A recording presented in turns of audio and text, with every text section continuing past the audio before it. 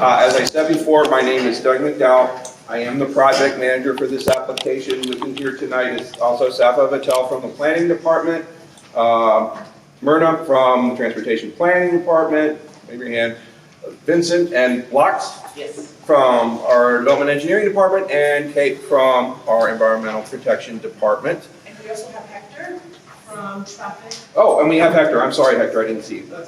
So, is there any other county staff here? Okay, no. All right. I am going to get started with a very brief presentation. That is a very brief overview of this application. I know you folks have been in meetings, other meetings recently about this, so I may be telling you a lot of information that you've already heard, but this is just for anybody who's new to it, and also it's just the way we start things off. So, we'll welcome you. This is a community meeting for an amendment to a land use plan. The application number is LUPA 2210-322. It is a proposed amendment to the Waterwoods plan development, and you all probably know that better as the Cypress Chase neighborhood.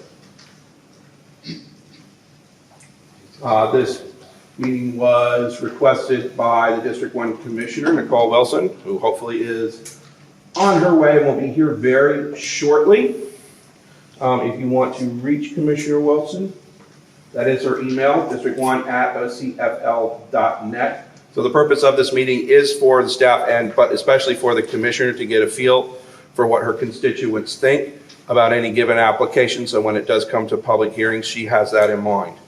So just a couple of things real brief, just generally for those who aren't familiar. We want to talk about what the future land use map is and what zoning is.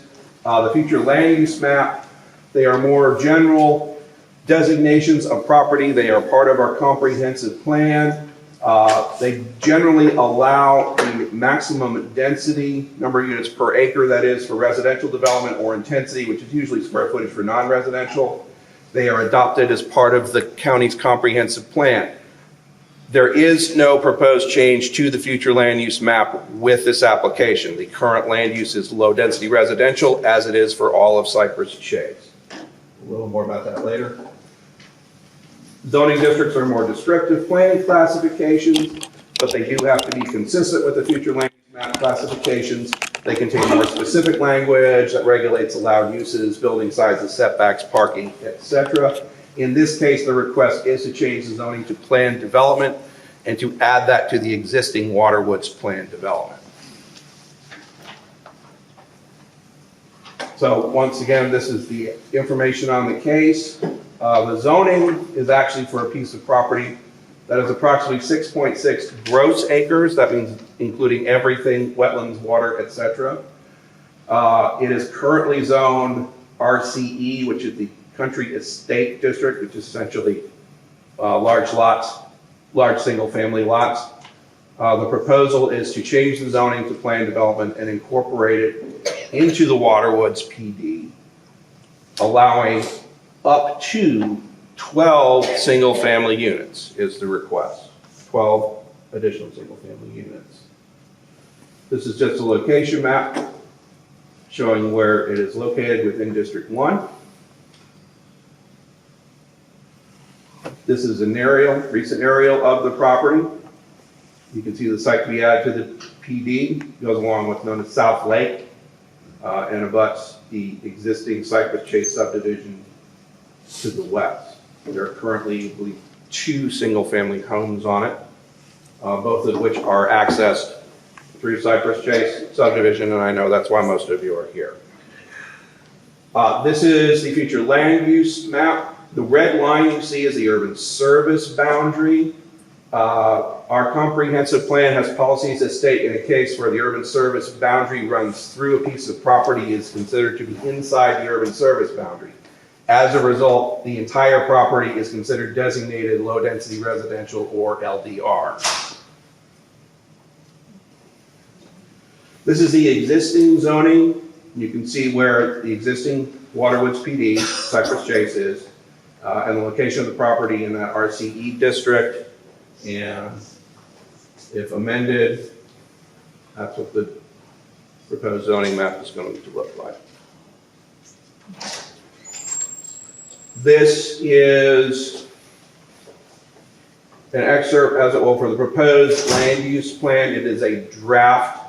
I will state that we do have 811 by 17 copies of this available if you'd like to look at one. Of the proposed land use plan, what you see there in yellow is the site to be added to the PD. In this case, it's been turned on its side. So north is to this direction, your left. As you can see, there is an entranceway proposed towards the north end of that property as well, which I'm sure you're all aware. Just to go over briefly what's allowed, the low-density residential FLUM designation allows a maximum of 4 units per developable acre. Developable acres exclude wetlands, water, and some other conservation areas.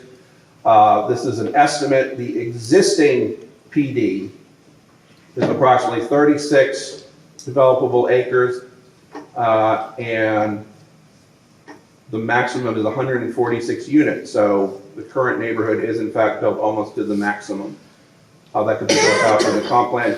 The addition contains approximately 5.41 development acres based on the surveys that were done. That would allow a maximum yield of 21 units.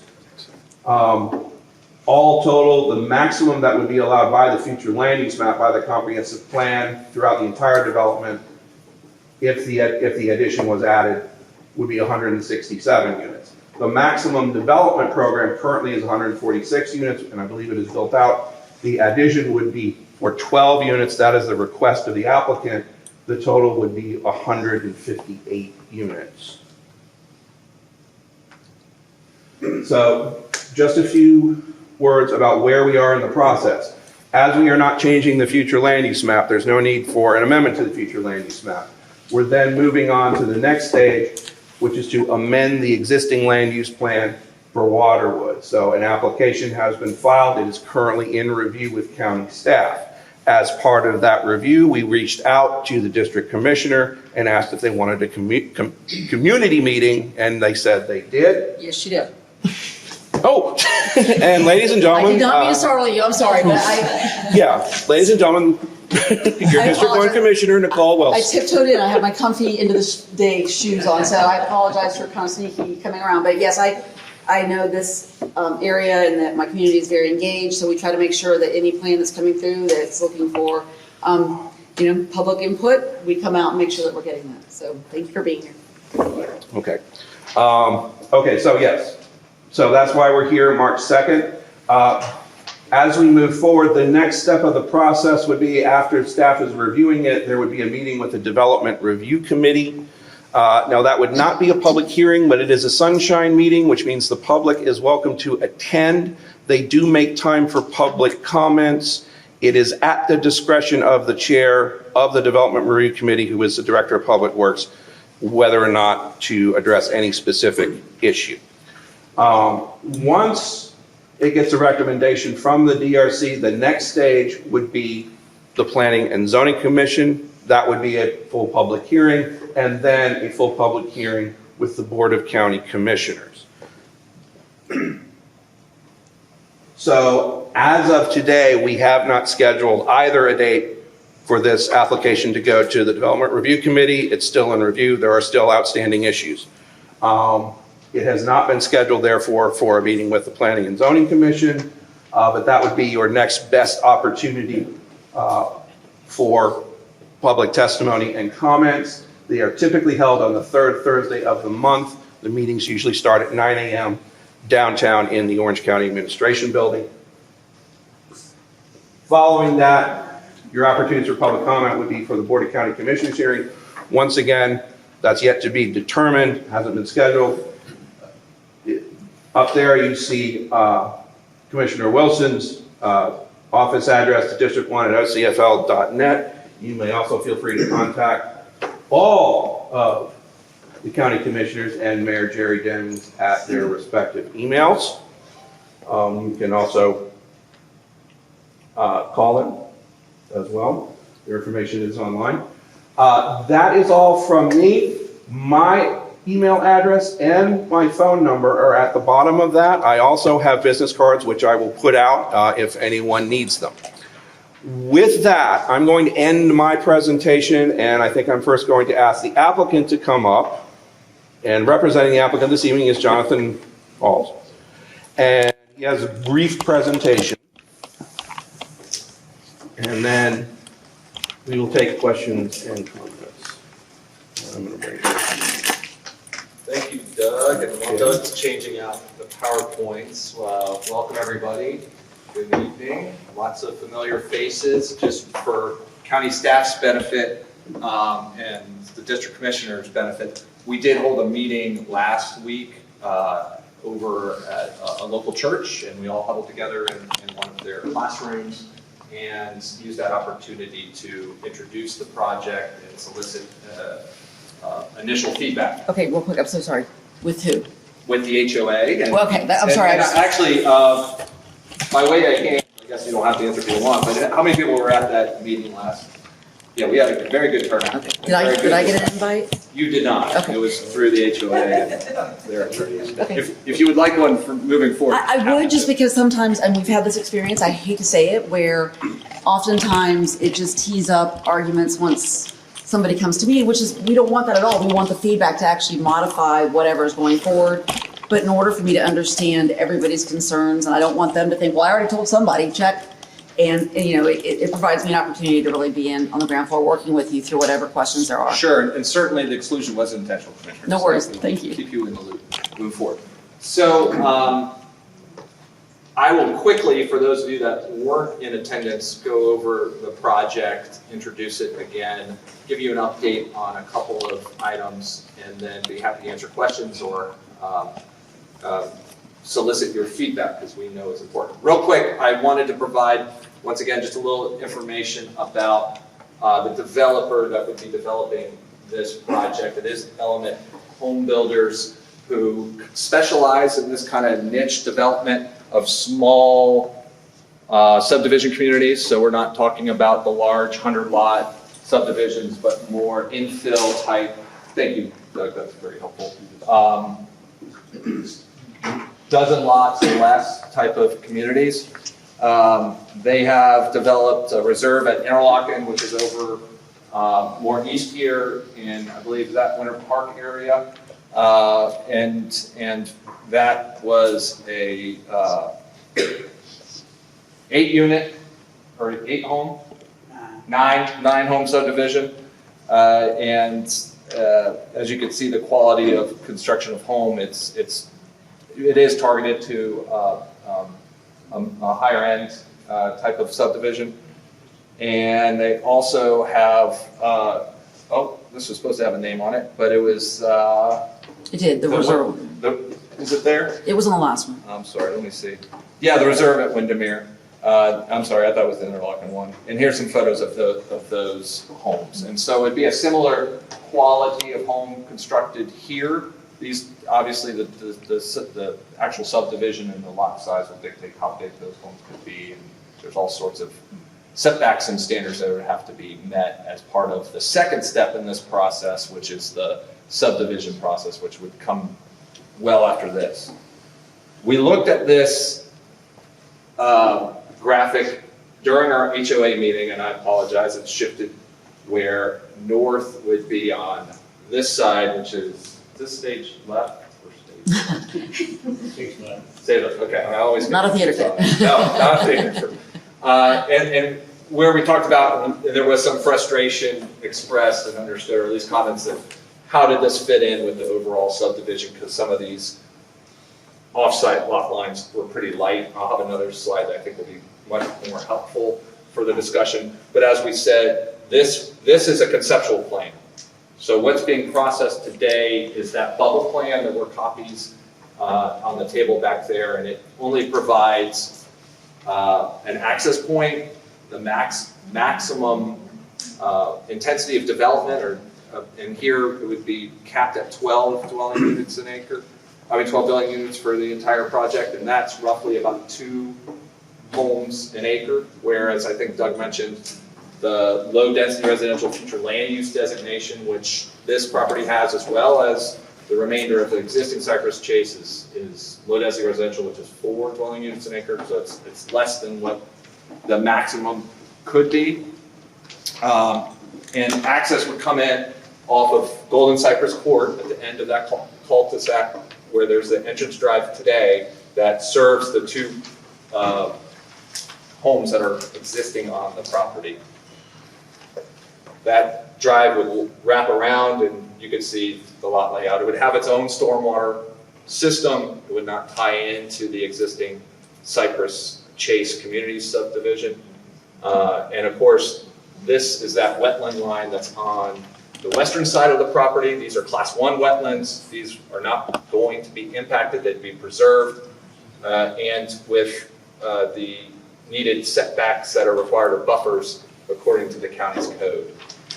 There's also some wetlands down here that is been determined through the county's processes of a lower quality wetland. And I think as we discussed at the last meeting, this is kind of an interesting situation in that this used to be a dug canal to a boathouse that existed inland. And it's over time has filled back in and become what would be determined to be a wetland.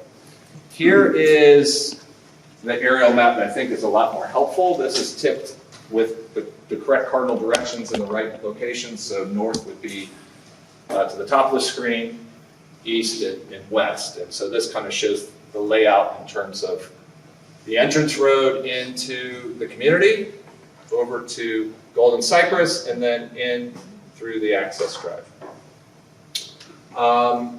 In terms of updates, because we talked about a lot, and the big take-home points that I took from the meeting last week was one of access. Access broken down in kind of 2 big topics. One was, if this project was to be built, what are we going to do? How are we going to handle the access from construction vehicles during the preparation of the community, building of the roads, and then afterwards the actual construction of the homes. And what we have done is we internally huddled up as a team and said, hey, look, that's a good point. We need to really figure that out and have the dialogue with this community to make sure everyone's on the same page and that we can do this kind of as a partnership, hopefully. One thing we're looking at is bringing in access to the south of this county pond and in through the south of the property. We are unsure if that's feasible. And our concern over the feasibility is a couple things. It's the width of property that's available down here. This property is not controlled or owned by other, by the sellers or any family members. And so it makes for a tight location here. And so what we have done is we've requested from county EPD staff for a meeting to talk about whether it's even feasible to bring in access and whether that access could be of a permanent nature or maybe some type of construction access where it's a temporary road that would allow for that construction traffic to not be on the Cypress Trace subdivisions roads. We have not set that meeting yet, but it takes time with county staff. We got to balance a lot of schedules. Once we have that meeting and can digest what has occurred and potentially have another meeting once we digest it, we'll come back and I'm planning that this is not the last meeting we're going to have with you all. Last week wasn't, today isn't. This is a process, and so we need to get feedback and see what's achievable and what's not. And once we have that feedback, we would come and talk to you all to give you an update, whether it's feasible or not, and whether we can do it. There are some wetlands, like I said, these are Class 3 wetlands. I believe you can confirm that through the CAD, so maybe there's a potential for limited impact to get a road crossing. I don't know. But there's also an issue with the setbacks that have to be maintained from the lake. So we are looking at that. If that can't be achieved, then the dialogue will continue about how we can make this work and whether it's reasonable regulations placed on when that construction traffic would happen, who's going to be responsible, developers are responsible for repairs of roads that occur from wear and tear of those vehicles. Hopefully we can find another way to deal with that. So stay tuned on that. The other item, big ticket item I took away from that meeting, and I'm sure you all will have additional comments today and may repeat comments, and that's great. That's the point of this meeting to be, is integration. Integration of this proposed community within the existing community. And what is that? Is it limited? Is it full? And I think from we huddled up as a development team and talked about it, and there's openness on our side to explore what that can be, and whether that's a full integration. As the declaration provides now, it says 3 homes, you don't have to have any participation in the existing HOA. You can access through Golden Cypress Court, just as these 2 homes do today. Once you trip the 3 homes, then it's a limited participation at the very least, where you have limited membership in HOA, non-voting rights, where you're paying your pro rata share of the cost of maintenance of the roads, the landscaping, and the gate. It also provides that if the HOA and this developer can come together and make it a more formal, full union, that's possible. So, luckily, and as I discussed at the last meeting, we're very early in this process, and it gives us the time to continue that dialogue and see what you all want and whether it can all make sense in terms of full integration, including use of recreational areas and where those recreation areas could be located. We heard a lot about the ability to see the lake, experience the lake. We're looking at that, candidly. It's got to make sense for everybody. So that dialogue will continue as we're talking about the access ways. So and to that point, I want to continue the line of communication. Ms. Yurko, as your attorney, I think a lot of communication will happen between her and I, and also with your board, and also at your meetings. So want to let you know that those comments relating to those 2 issues did not go on deaf ears. We heard them, we're analyzing them. Didn't have enough time before this meeting to be able to come back with a definitive proposal, but I can tell you that that will be the next step. And whether that's in a week, 2, or 3 weeks, I don't know, but that's something that will happen before we move this application forward in the county process. So I know all of you will probably have comments, questions. There's staff here. You can also ask them questions, although they probably didn't want me to tell you that. And I'm happy to try to answer to the best of my ability anything. And you can remind me if there was something that said and you would like me to take a shot at addressing it. Sure, you want to have. Well, okay, at this point, as he mentioned, I know Allison Yurko, you are representing the Homeowners Association.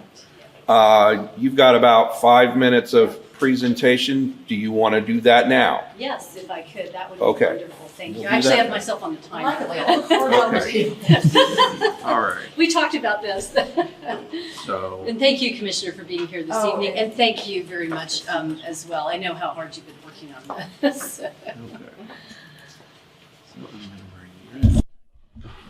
But yeah, that'll work. Thank you. is it up? Yep.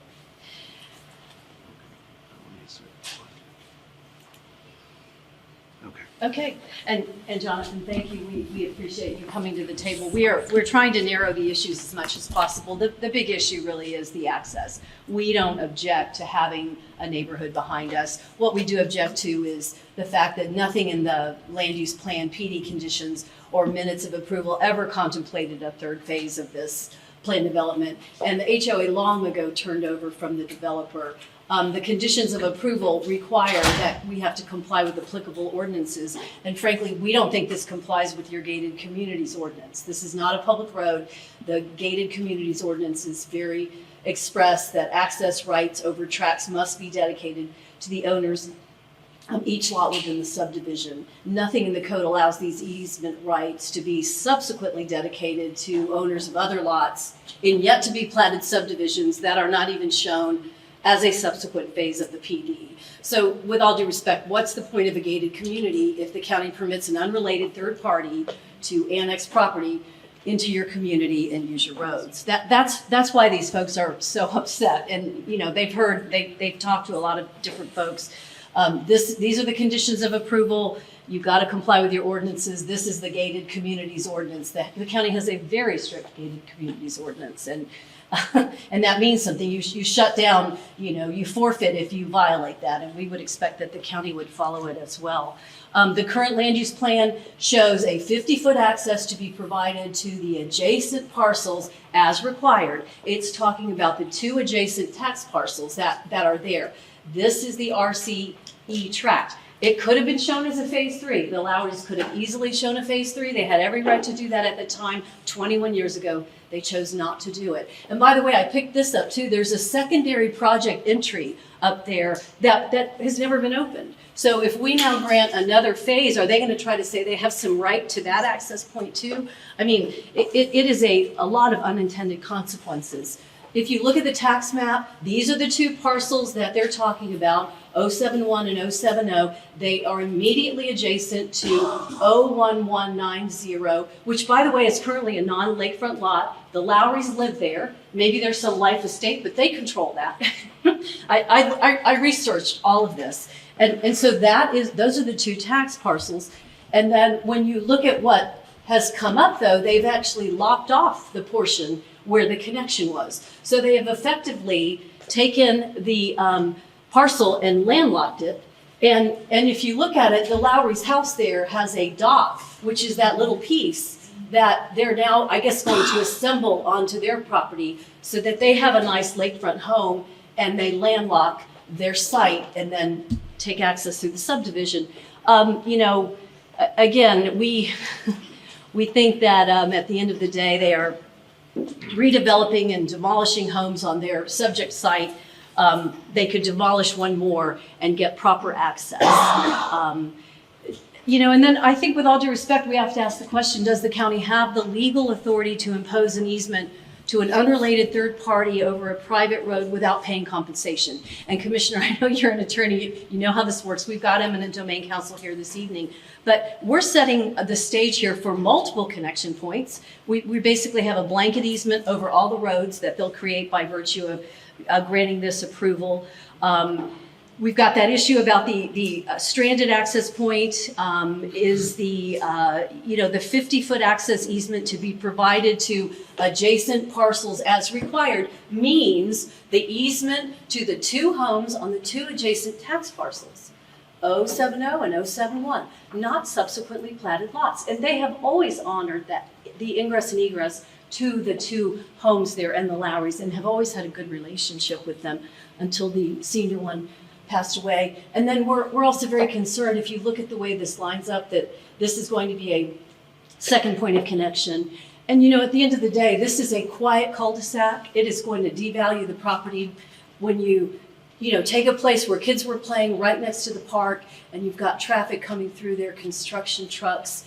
You've got people that, you'll hear about this, they're working from home and they're going to have this noise. And again, what's the point of a gated community? So that's the overlay, and you're going to hear from a lot of other folks, but again, we appreciate y'all being here this evening. Thank you. Okay.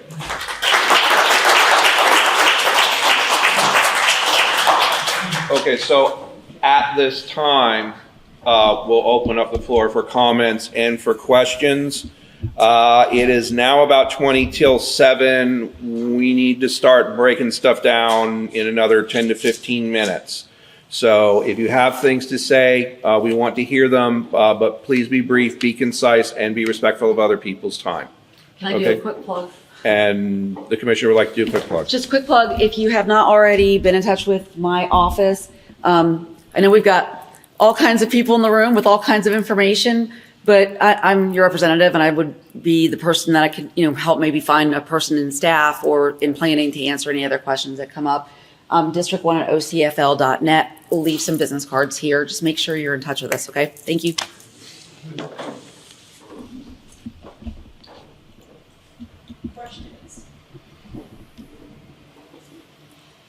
There's a microphone too. Okay, I'll go first. Can I make a comment? I think you should be realistic with the type of houses that you're getting, because you're showing us these great houses to us that are multi-million dollars on the lake, and that. I mean, I don't want an explanation now, but with the property that you've laid out, that's running houses 1 through 8, it's very narrow, and I think you should be honest about what type of houses you're putting in there. Well, Carl, on those lots, what size homes would you be proposing to put? Probably 4,500 to 6,500 square feet living areas per garage. But the lot size looks the same size as the rest of ours. I think those are 70s. Are they, Carl? I'm not entirely sure. So it might be closer to 3,500 on those, and then the lakefront would be for that size. But I think Element has experience in this type of community. I mean, I think they've researched it. I mean, it's a testament to your own community that I think they identified it as something that could work. I mean, obviously, we got a long way to go, but I respect your comment and appreciate you making it. So.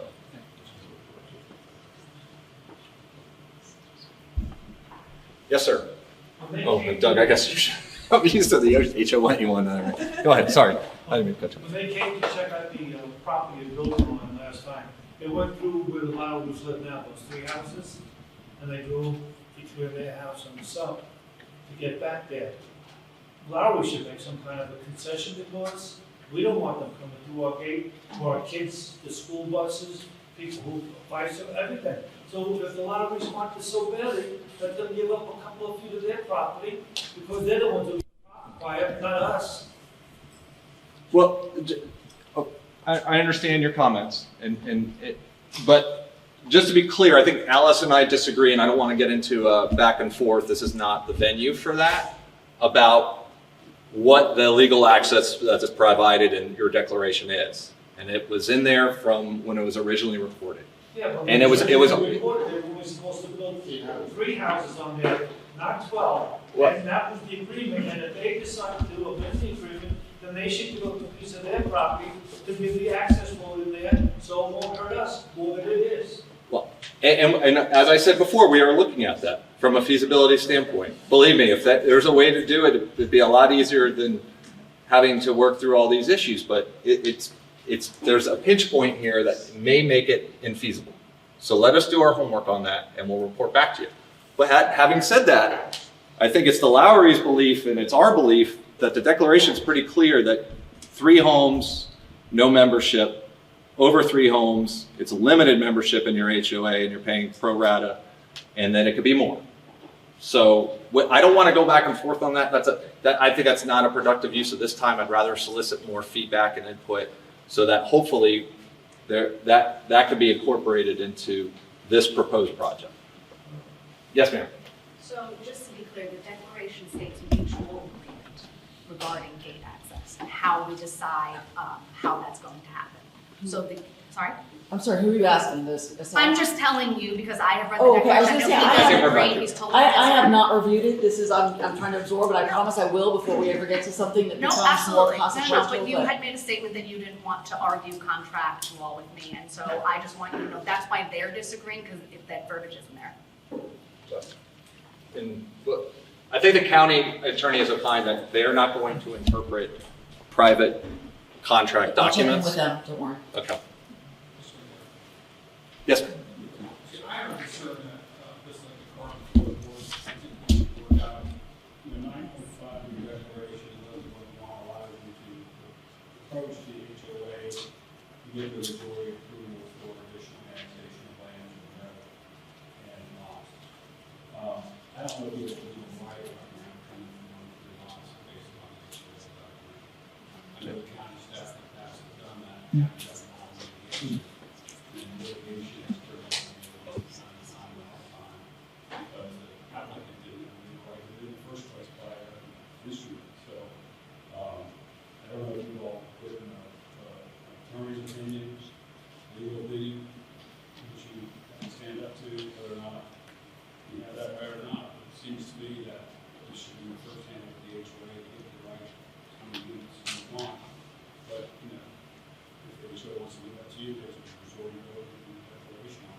I'm sorry, can you identify yourself? Are you? Tom, Oh, hey, Tom, I'm sorry, I didn't recognize you. Okay, yeah, so, hello, Commissioner Hall. sorry, Tom, that I didn't recognize you. of lawyers in this room. Yeah, I guess so.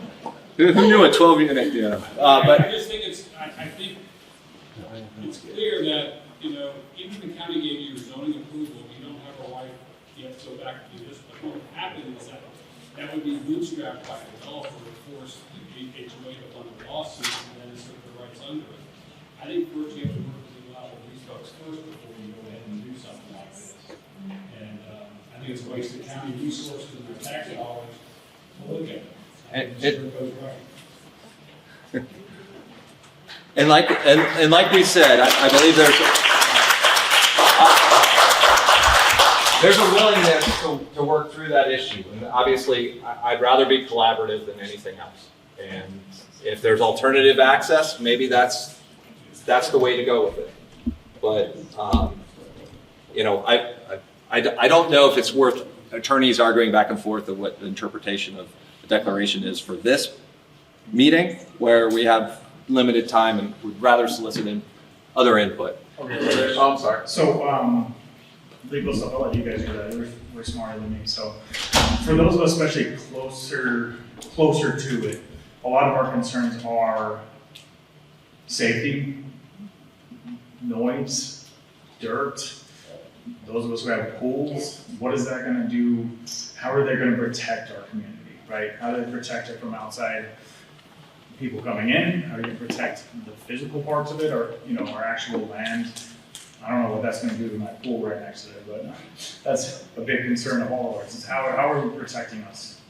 Right, and part of that is obviously a continuing dialogue about it, but also there are multiple layers of approvals that we need to go through before a shovel will ever turn dirt on this property to build what the proposed project is. And that goes through a very rigorous review, not only by the county, through their subdivision standards and engineered plans. It also goes through the Water Management District for review.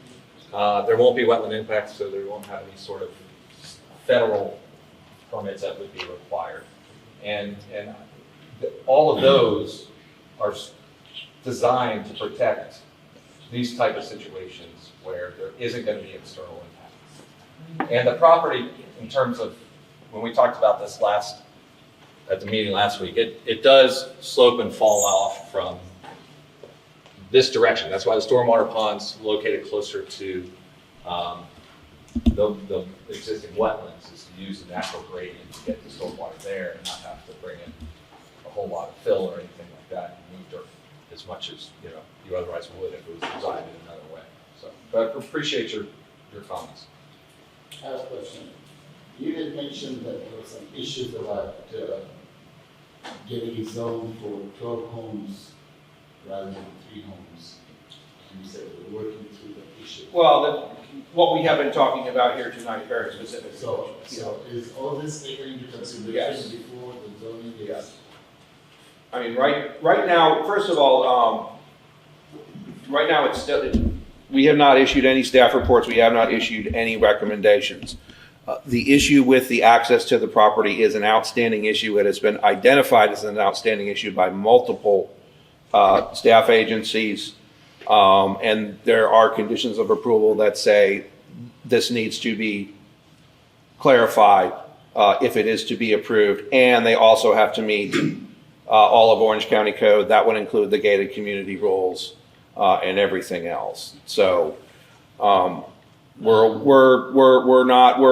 a little ways away from that still. And one more comment. This meeting is so important for us, people who live in the community. Mm-hmm. If there's more time allotted to these meetings, because it's so important. I'm sure a lot of people want to see a lot of things, but then we have to leave by 7 o'clock. We do our best. We are at the mercy of the school board, and also we need to be respectful of the school board staff and their time, and that's why we often have to cut these meetings to about an hour. So If and when it becomes something that goes to the Planning and Zoning Commission or LPA or to the Board of County Commissioners, there's always public comment for that land use portion of a case. And it is divided up into either 2 or 3 minutes, depending on how many land use cases we have that afternoon. But it's something that is open to all. And we try really hard to make sure that we're getting that on the calendar and out repeatedly to make sure everybody knows it's coming, if and when it comes to that. And I would just, this is not the last discussion on this project. I mean, I think I'm committing for the developer team that there's going to be a continued dialogue. I mean, right now we soliciting input just like we did last week. We haven't had time to really come back with anything substantively, but would be the next step, is to come back and tell you what are we changing, what can we do to accommodate what we've heard. So real quick. So I don't have little kids, my kids are grown, but I'm coming back to the gentleman over there. This is something, I want to know what the developer has done in the past to alleviate these problems that we're having today. Because obviously you're saying you're an experienced developer, how have they handled it in the past? So we know what's coming our way. Well, I think the nature of what they build is typically 6, 9, this would be 12, maybe less. That's the maximum they're looking for. Remember when I showed you that conceptual plan, that's a paper plan right now. That would have to go through a whole lot of review before it became an actual approved plan. It may look far different than what that conceptual plan looks now. But these are small, we're not talking about building off a 100-unit subdivision or some other really intense traffic generating use. There can be discussions, and if it would be the community's desire for traffic calming devices, if that's a concern, i.e. speed tables, I mean, that's something that we can talk about. It's just, that's part of this dialogue. My question was how they've handled it in the past. Obviously, they do only small projects. Right. This is not something new. This is not. Well, How have they handled it in the past with communities like that? and I think it would, if it had been an issue, I'm not sure if it ever has been, but the amount of traffic that's generated from this type of use probably is never warranted to do anything beyond what the county would require from a standard basis. Real quick, I'll repeat some for the commission. I'll repeat some of what I said at the last meeting.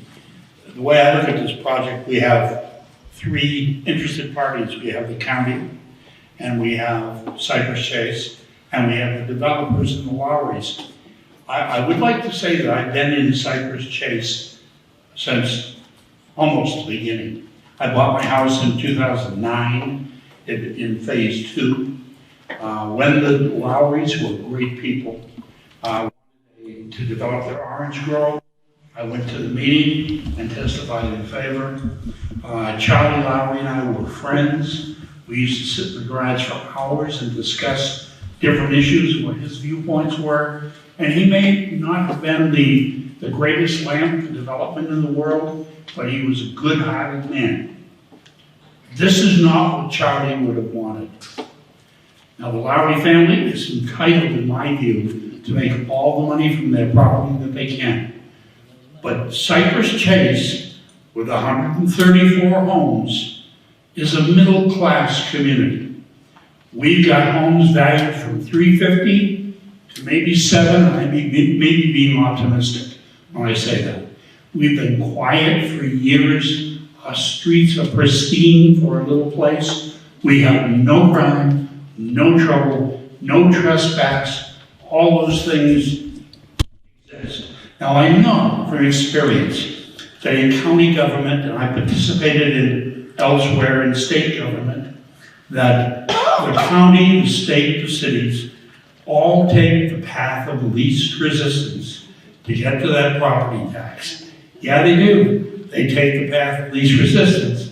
And oftentimes the path of least resistance forgets about the little folks that they're crushing on the way. And I don't believe for a minute that the Lowrys want to hurt anybody. I think they want to make a few $1 million, and God knows they're entitled to it.